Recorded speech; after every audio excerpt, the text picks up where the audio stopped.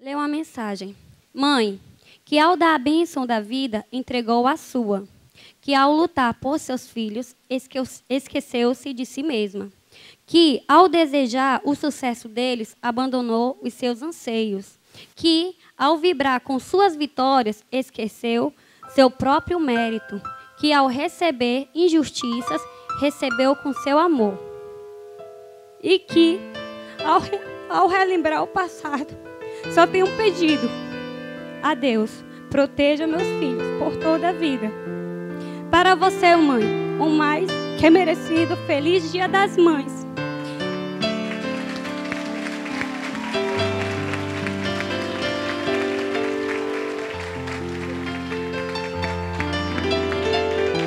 E que Deus abençoe todas as mães. Amém.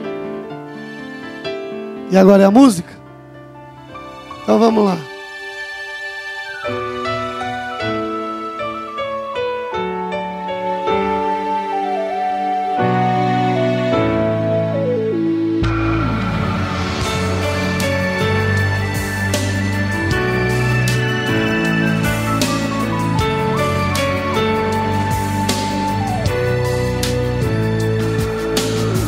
Hoje é um dia tão especial pra você.